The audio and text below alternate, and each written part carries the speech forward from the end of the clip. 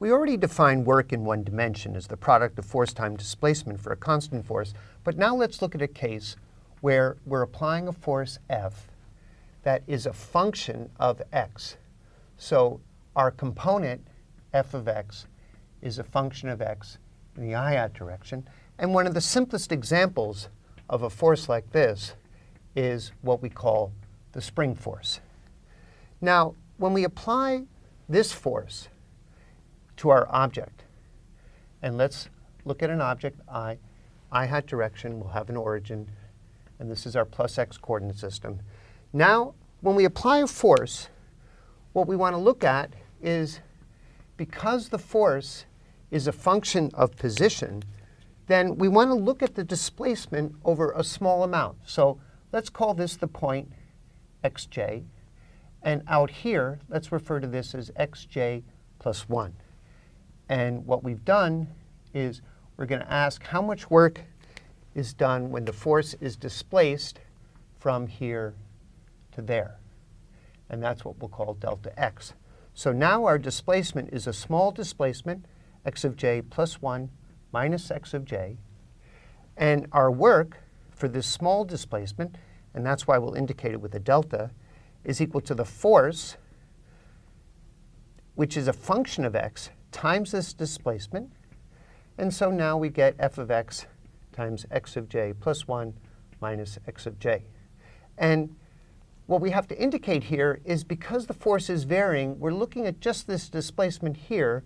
Let's refer to this force as in the jth part.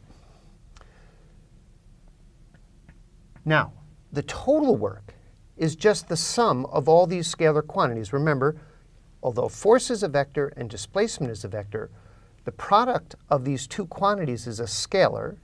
And so if we want the total work, we have to sum, from j goes from 1 to n, of this quantity f of j dot, and I'll put a little j there to indicate that, delta xj.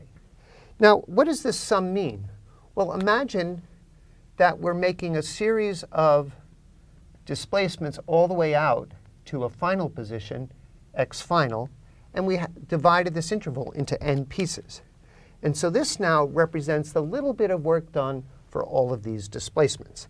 And that is what we define to be the work for a non-constant force.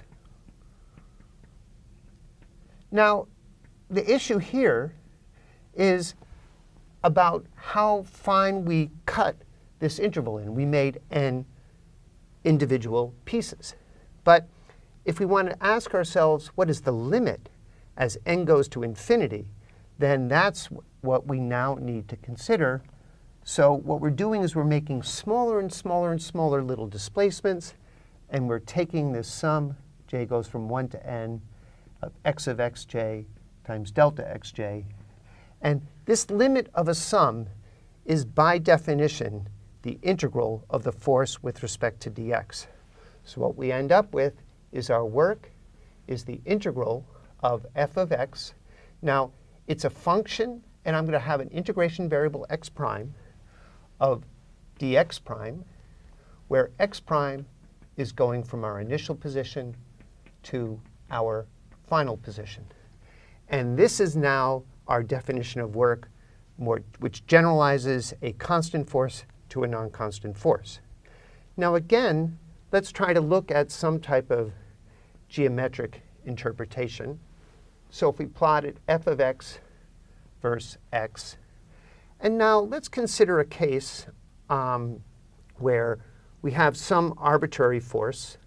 So I'm going to just draw the force as if it were arbitrarily increasing as a function of x. And here's our x initial, and here's our x final. And again, we would like to make a geometric interpretation. Let's consider xj, and I'll make this very big, xj plus 1, for the sake of visualization. And this value here is f of xj. And so what we see now is that little bit of work, like we had for a constant force, can be approximated as the area underneath the curve for just this small interval between xj and xj plus 1. And if we make this sum, what we're doing is we're just taking a series of approximations to the area under these curves.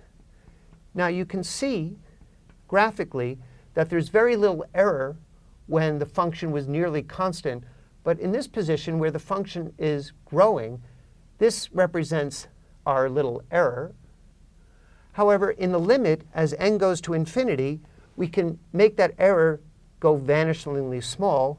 So once again, we see as a geometric interpretation that this is the area under the curve of the force versus position between the points, the initial xi and the final x final, where the particle is being displaced from an initial position to some final position. And here we can call our initial position anywhere we want.